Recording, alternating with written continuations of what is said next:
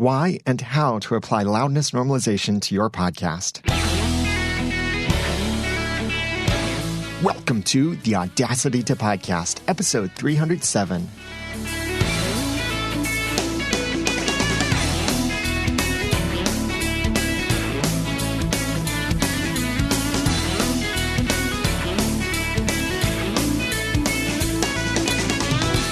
Thank you for joining me for the Audacity to Podcast. I'm Daniel J. Lewis, and this is the award-winning in-depth podcast about podcasting. It's where I give you the guts and teach you the tools to launch and improve your own podcast for sharing your passions and finding success. One of the tools in podcasting that I think we all need to use is loudness normalization. This is the process of conforming your audio to a consistent, perceived loudness. So this episode will be all about why that's important and how you can apply it to your own podcast, regardless of what tools you use to create your podcast. If you would like to follow along in the show notes for episode 307 and get the links to the resources that I'll mention later on, then go to theaudacitytopodcast.com/loudness. First, why even bother? Why does this matter? Why do we need a loudness normalization standard? Imagine this. You press play on your favorite podcast episode, and the intro music is a bit louder than the previous podcast you listened to, so you turn down the volume. Then the main host comes in to introduce the topic, but they're quieter than the music, so you have to turn up the volume. Then the co-host comes on, and they're even quieter than the host, so you have to turn up the volume again so you can hear them, but then it's a little painful when you hear the main host unless you go back and forth with your volume controls. After a while, they segue into their interview with some bumper music, and the bumper music is, unfortunately, louder than their voices, so you have to turn down the volume before you damage your ears. This is a separately recorded interview, and you are, again, having to continuously adjust the volume level so you can hear both participants and not damage your hearing either. At last, the podcast is over, but you have to turn down the volume one last time because the outro music is too loud. Then the next podcast on your player starts playing, and it's too quiet. So you have to turn up the volume again, and this fight continues, episode after episode. Does this sound familiar?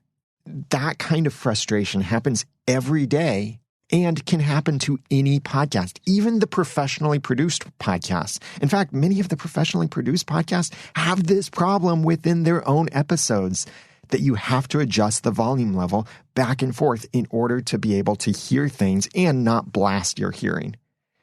That's why we need loudness normalization standards. This would ensure that the only time a listener must adjust their volume level is when their environment changes, not when anything about the podcast changes. This volume fighting annoyance could be easily solved with loudness normalization in 3 places. Number 1, within each episode. That ensures that participants and sound clips are all at the same loudness level. So you could jump to the beginning or the end or the middle or anywhere in between, and the volume level would sound the same as each other section. Number 2, across episodes. This ensures that all episodes from one podcast are the same loudness as each other. You could go from episode 5 to episode 6, and it's the same loudness. You could go from episode 6 to episode 25, and it's still the same loudness. And number 3, across podcasts. This ensures that podcasts from separate creators are all the same loudness. Loudness normalization then solves all this by conforming all pieces of audio within an episode, across episodes, across podcasts, so that they're all to the same perceived loudness level, by using a loudness normalization standard. The ultimate goal really should be that you could jump from anywhere in any podcast to anywhere in any other podcast and never have to adjust your volume control. And the only time you would have to adjust your volume would be when your environment changes, not when something about the podcast you're listening to changes. And that's why we need a loudness normalization standard. And we have one. But before I tell you about that, you need to understand how loudness is measured. Perceived loudness is now commonly indicated by loudness units relative to full scale, or LUFS, which is pronounced LUFS for short. In the past, it was also called loudness K-weighted relative to full scale, or LKFS, and there used to be some technical differences between LKFS and LUFS. But today they're essentially the same, so much so that whenever you see LKFS in software, you can assume it also means LUFS or LUFS. LUFS are an absolute measurement relative to the full scale of 0 decibels. Thus, you'll see LUFS indicated with negative numbers like negative 16 LUFS, negative 19 LUFS, negative 23 LUFS, and such. You may even also hear people abbreviate negative 19 to something like neg 19 in speech, but not in writing. You'll just see the little minus symbol in writing. LUFS are an indication of the unit of measurement, which is actually loudness units. That's the LU. And loudness units are actually equal units to decibels. So if you need to amplify by 2 loudness units, you would simply amplify by 2 decibels. It's nice and easy that way. So if your target loudness is negative 16, but you measured in at negative 18, then all you need to do is add 2 more decibels of gain, and then you'll reach that target loudness. The algorithm behind LUFS is designed to measure long-term averages of audio, not mere peaks like most of the normalization tools do. If you go into Audacity, Audition, or almost any other tool, and you choose Normalize, it will adjust the overall volume of your entire track based on the loudest point in your audio. So if you have a really loud point, then it could mean the rest of your audio ends up being too quiet because everything is normalized to that one loud point. LUFS, however, averages across the entire episode. So a momentary peak would barely affect the long-term measured loudness of the processed section. It may affect it a little, it may affect it not at all. But a standard normalizer would affect the entire track based on that one peak. And it could be one tiny little portion of your audio that then messes up the normalization for the rest of the audio. Think, for example, if you start your audio out and you have a loud moment at the beginning of your audio, but then the rest of your audio, you're pretty consistent. Well, a standard normalizer would then raise or lower things based on that loud spot in the beginning, thus maybe making the rest of your audio too quiet. But a LUFS measuring tool and workflow would instead go on the perceived loudness, which is based on the average across everything. So even though you may get loud at the beginning, that's not what affects how much volume should be added or removed from your audio. It's the average of everything else. Loudness normalization is therefore the measurement of only the average long-term perceived loudness of audio. It actually has nothing to do with the dynamic range of your audio or the peaks. However, the user experience and perception of loudness is made of 3 parts, and these are 3 parts that go into a recipe for the ideal loudness normalization. Those 3 parts are loudness range, integrated or program loudness, and true peak. The loudness range, often abbreviated LRA, is the statistical difference between loud and quiet spots over time, measured in loudness units, LU. Integrated loudness or program loudness is the perceived loudness of selected audio, and that's measured in LUFS. This is what we're usually referring to when we say the loudness of a track. It's that integrated loudness or program loudness. Then true peak is the micro-sampled level of the loudest point in audio. And it's more accurate than a normal peak because it measures between samples of audio. It's like getting in with a magnifying glass and discovering whether something truly peaks where it says it does or where it seems to. And this is measured in decibels, or more accurately, decibels true peak, which would be abbreviated dBTP. Standard loudness measurement tools will show you those 3 parts because they help you ensure a fully consistent loudness experience. It's not merely about the numbers here. It's really about the perception and the experience for the consumer. For example, audio with a loudness of negative 16 LUFS, but a loudness range of 20 loudness units, or LUs, could have so much variation that a listener still has to fight with the volume controls. Thus, the loudness range should be reduced to make it more listenable, and then the whole renormalized to the target loudness, and the experience would then be much better. I'll tell you more about how to do that in a moment. And although true peak is often measured in the loudness tools, it actually doesn't affect our perception of the overall loudness.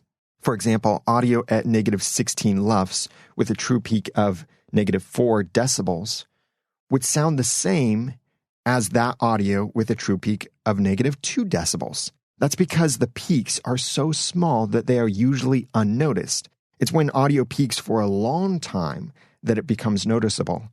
Nonetheless, limiting the true peak reduces the chance for distortion and thus provides a better user experience for the audio in your podcast. So loudness normalization as a standard really specifically only refers to that integrated loudness or the program loudness, the overall perceived loudness of the track. But it's best if you implement these other parts as well so that you can have a better experience for the user. And we do have a loudness standard for podcasts. Broadcast radio and television generally have a loudness standard of negative 23 lufs, and that's gated so it excludes measurement of audio below a reasonable threshold. You may also see negative 24 lufs depending on the specific algorithm and even sometimes the country. But podcasts are internet media and not broadcast radio or television. So the technical considerations and environments are significantly different.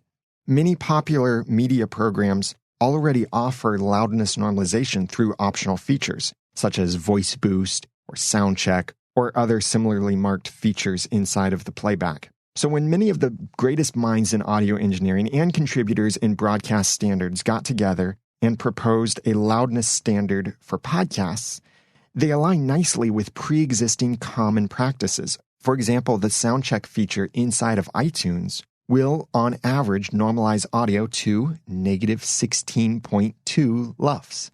So by having this loudness standard for podcasts match what already has been existing in other apps and services, this not only provides a consistent experience for internet-based media, but it also accounts for the diverse environments people consume internet-based media in the car, at home, in noisy environments, in quiet environments. Thus, we have a standard of negative 16 lufs for stereo and negative 19 lufs for mono. And I'll tell you more about that 3 decibel difference in a moment.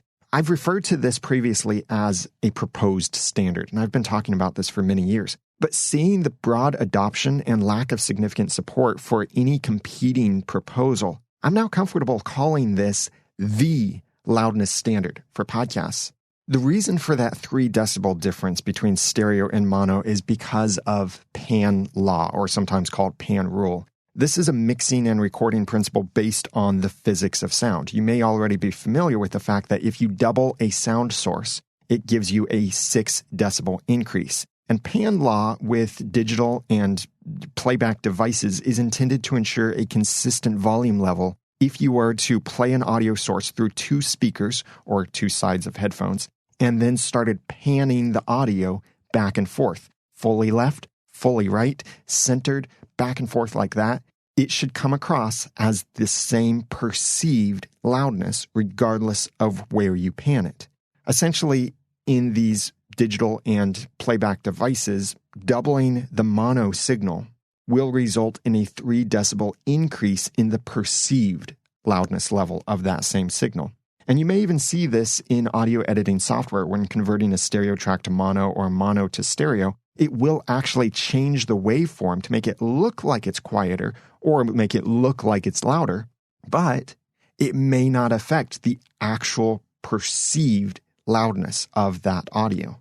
There are some caveats and exceptions to this, and it seems the industry of apps and devices may never shift to fully compensate for pan law. And although that's the goal, in the meantime, we should account for pan law by making the adjustments ourselves based on the format of media we publish, whether we're publishing in stereo or mono. That's why the standard for mono is 3 decibels lower than for stereo. Although it will measure 3 decibels lower with most tools, if you give it a mono signal at negative 19 lufs, it's perceptually the same level. Now, some tools will actually report a negative 19 lufs mono audio as negative 16 lufs. It won't really differentiate it. It's not compensating fully, or it is compensating overly for pan law. You just need to know how your particular tool is measuring it. The tools that I'll mention later on measure without compensating for pan law. So if you give it negative 19 LUFS mono, it will report negative 19 LUFS mono. But the important thing for you to keep in mind is that although the measurements will be different, the perception of the loudness will actually be the same, even though there's a 3 decibel offset between mono and stereo. And most devices and apps will play the negative 19 LUFS mono at the same perceived loudness of a negative 16 LUFS stereo. And Paul Figiani has a really nice explanation of this that goes into much more detail in a blog post on his site at producenewmedia.com. And I have a link to that in the show notes at theaudacitypodcast.com/loudness. Also, go there to the show notes and you can test this yourself because I've provided 2 audio files as a sample. One is mono at negative 19 LUFS and the other is stereo at negative 16 LUFS. Try these in different apps, devices, and players for yourself and see whether they sound the same or different volume levels. What's really interesting about when I created these, I made the mono version first and normalized it to negative 19 LUFS. And then in Adobe Audition, I converted it to stereo, but I didn't have to renormalize it because when it was converted to stereo, it automatically went to negative 16 LUFS. So it accounted for pan law. And your software may do that same thing. So the loudness standard for podcasts then is negative 16 LUFS for stereo and negative 19 LUFS for mono. In addition to that standard, and that is the actual standard, and only that is the standard, at least right now, there are some ideal targets for true peak and loudness range. I recommend that the true peak be no higher than negative 1.5 decibels. This isn't part of the standard and there's no requirement for what the true peak should be, only that it's best not to go above that limit in order to minimize the chance of distortion. Audio at negative 4 decibels true peak is fine. You don't have to raise it in order to get to negative 1.5. You just don't want to go above negative 1.5 or really not above negative 1. Now, in certain cases, especially in broadcast media, they want more headroom. And so they may say negative 3 decibels is the maximum true peak. And it goes back to what are their requirements for where they are. But in podcasting, it's more just a general good idea to avoid going above negative 1.5 decibels. And that can be with either a standard limiter or a true peak limiter. But I'll talk more about those in a moment. Loudness range is something else to consider. But again, there's no actual standard on it either, only a recommendation. And there are several factors that could require different loudness ranges. Music, for example, is designed with a wide loudness range. And you may want to keep that wide loudness range, especially if your music fades in or fades out. But there could also be cases in your podcast that you would want the music to not have as much dynamic range, such as when it's in the background and you don't want the strong contrast and volume levels to conflict with the voices in the foreground. In general, spoken word is probably best with a loudness range below 8 loudness units, or LUs. But consider the cause for the loudness range if you have something bigger or something smaller than that. For example, you may get emphatic during a portion of your content, and it might be important for the increased loudness to remain noticeable. In such cases, a wide loudness range is desired, and you can keep that. But if you intend to stay at a consistent loudness and you see a high loudness range reported, you may then want to target a loudness range below 6 loudness units, or maybe even below 4 loudness units. But if your audio starts sounding overly compressed and almost robotic, like modern robotic, then your loudness range is probably too small. The idea here is to leave in enough dynamic range that it sounds natural, and to reduce the loudness range so that it's listenable in various environments, and so people aren't having to adjust their playback volume while they listen.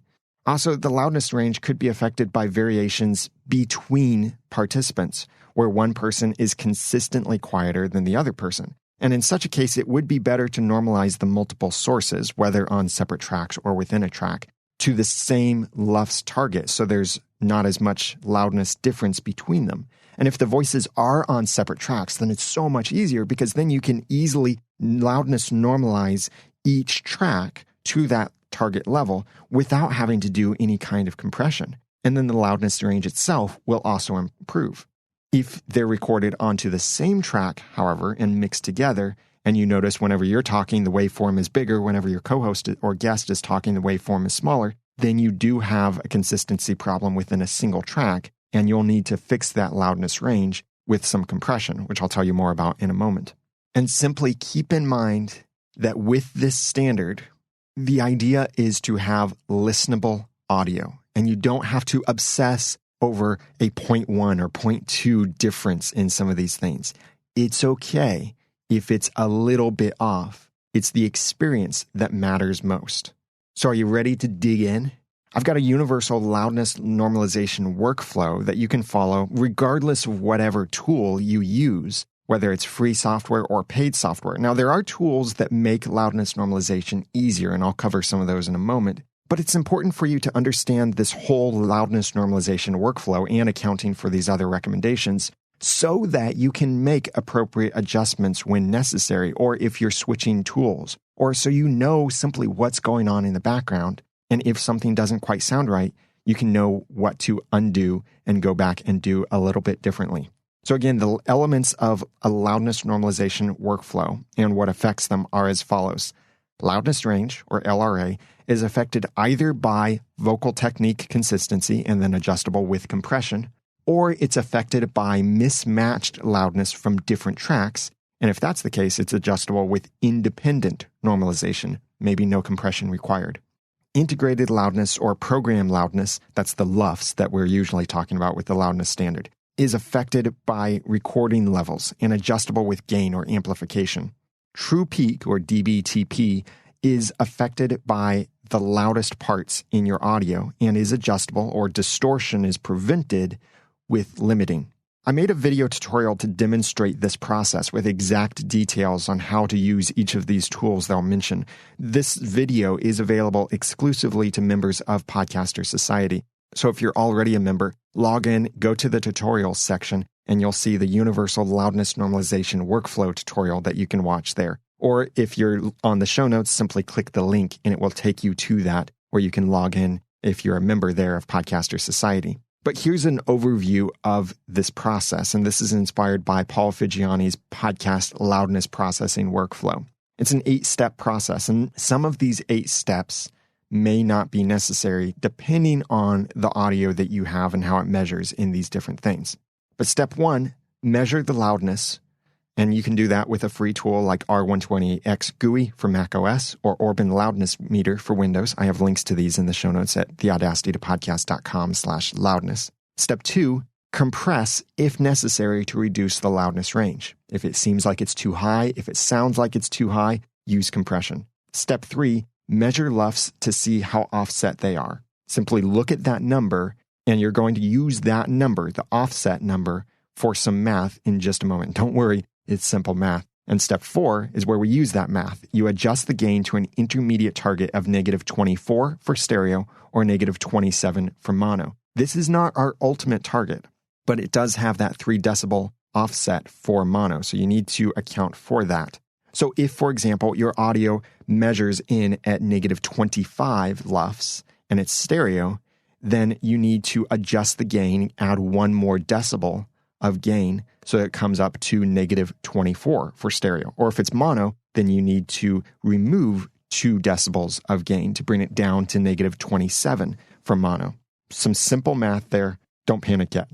The rest of this is easy. Step 5, hard limit to -9.5 decibels. This is best if it's done with a true peak limiter, but not all apps have a true peak limiter, so a standard limiter will probably be okay. And yes, everything will still seem quite low right now, but step 6 fixes that. Amplify by 8 decibels. So if you are at -24 for stereo, adding 8 decibels brings you up to -16. Similarly, if you are at -27 for mono, then adding 8 decibels brings you up to -19. Then you want to ensure you're at the right level, so step 7, remeasure to ensure you're at that LUFS target. And step 8, if you're not there and you're too far off, then adjust the gain as necessary. But remember that a small variation in loudness is acceptable. If your target is -19 and you're at -19.2, that's probably okay. I would say that a zero point 0.2 variation, either positive or negative, is acceptable. Some people would say 0.5 or 0.4, and some tools will even measure this slightly differently. So you may run audio through a phonic, and then you use one of these other tools, and it says you're at negative 16.2, when a phonic said you were at negative 16. That's okay. You don't have to obsess over hitting that exact number. But if you wanted to, or you were off by even more, then adjust the gain as necessary to raise or lower so that you hit that target. These 8 steps, along with the free measuring tools, will work with any audio editing software, such as Audacity, GarageBand, and other things like that. However, you may get better results or save time by using tools designed for this exact thing. So this is where you definitely want to go to the show notes if you don't have any of these tools and get the links for these. Go to theaudacitypodcast.com/loudness. First, measurement tools. R128X GUI is free for Mac OS, or Orban Loudness Meter is free for Windows. Both of these are for measuring the loudness range, and decibels true peak. They won't change the audio for you, but by using these tools, you can do some basic math on your own to see what kind of changes you need to make. Then, a phonic. This is free and there are paid options. This is available as a web version. It's also available as a desktop app for Windows and Mac OS. And this is my favorite tool for processing audio quickly and easily. You can set the target loudness. You can enable the adaptive leveler to reduce the loudness range. And it even already has an automatic true peak limiter. And a phonic can also do some really cool magic with your audio, like reducing the background noise and some other really nice things. Adobe Audition includes a tool called Match Volume, and Adobe Audition is paid software. It's available for Windows and Mac OS. The Match Volume tool is loudness normalization built right into Adobe Audition, which is my preferred digital audio workstation, or DAW. The Match Volume tool works on files or on multi-track clips, and it can measure and adjust to a customizable target with built-in true peak limiting. However, it doesn't measure or affect the loudness range, so you may need to do that separately if your audio needs it. And while you're in Adobe Audition, you can see the loudness range with their other tool called the Loudness Radar. And again, Adobe Audition is paid software available for Windows and Mac OS. Loudness Radar is not for normalizing. It's for analyzing, visually analyzing and measuring. This will show you the loudness range, and decibel true peak of any played audio, and it works even if you use the playback shuttle to play your audio back at faster speeds in case you want to analyze a little clip a little bit faster. Do keep in mind this is considered an effect, so it will slow down your export if you leave this loudness radar effect on your audio. Even though it doesn't do anything to your audio, it only analyzes it. So turn it off or remove it before you do any kind of export so that it doesn't slow down your exports, or simply be patient. Hindenburg Journalist and Hindenburg Journalist Pro are, in my opinion, the best standalone single-purchase DAWs for podcasting. Both Journalist and Journalist Pro can automatically loudness normalize any clip you drop into the editor. Then you can export your audio with a target loudness preset of negative 16 LUFS for stereo, and it will automatically do negative 19 LUFS for mono. A new kid on the block is fixmylevels.com. This is free and will have paid options after it comes out of beta. This is very similar to a phonic, but its algorithms are a bit more aggressive than a phonic, and they've designed it more specifically for podcasts.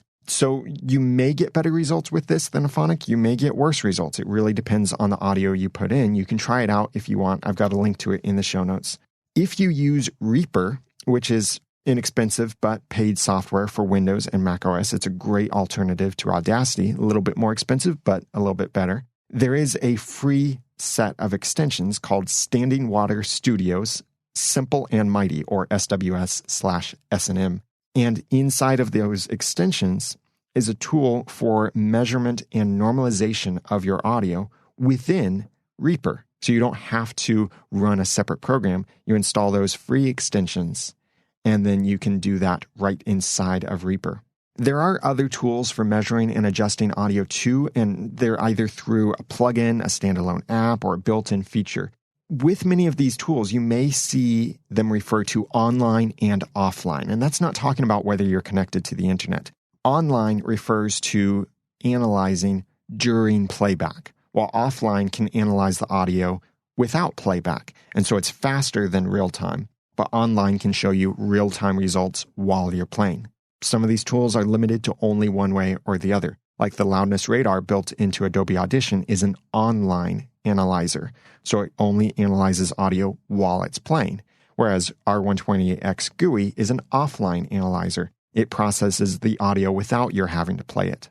If you want the links to these resources and to review these notes so you can get that workflow, understand things a little bit better, then go to theaudacitytopodcast.com/loudness. And let's make sure our audio is reaching that loudness standard. It's not complicated. I know I've spent almost 40 minutes talking about it here, but it can be a really fast process, especially if you're using the right tools.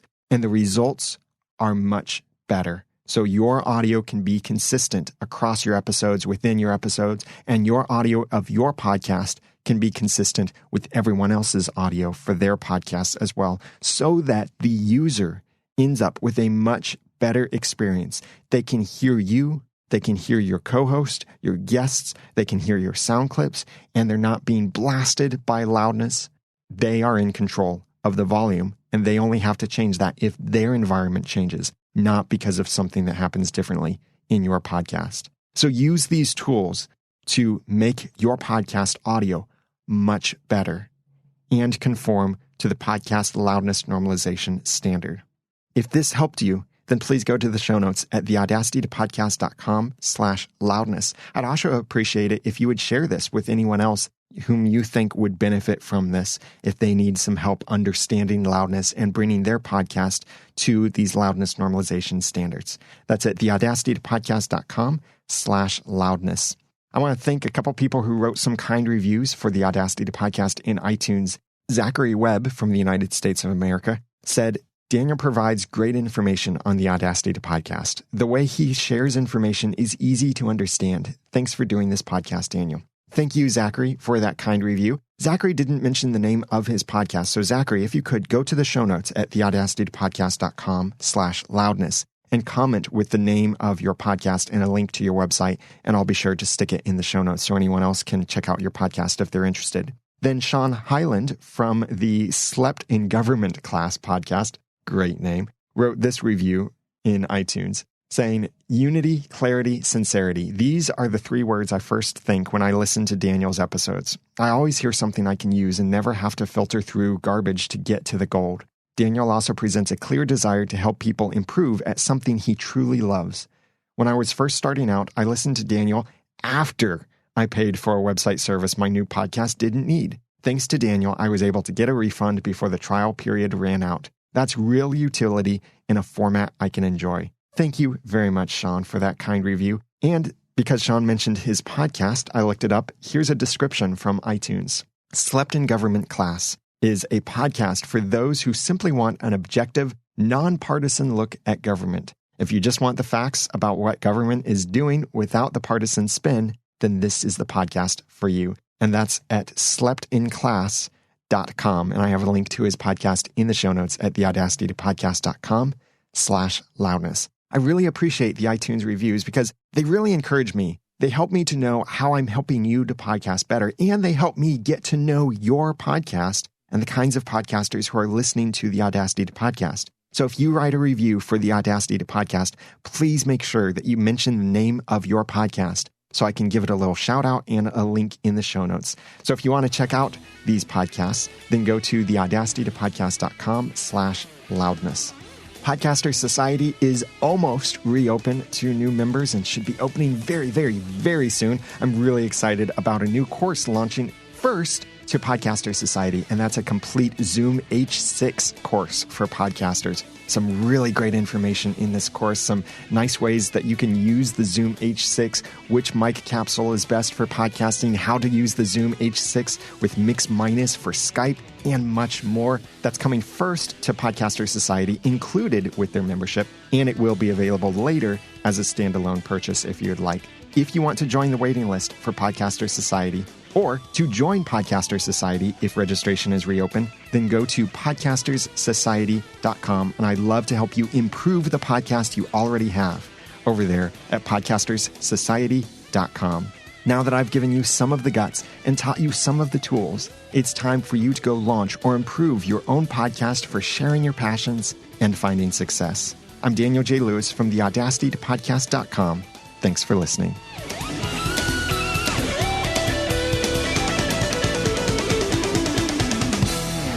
The Audacity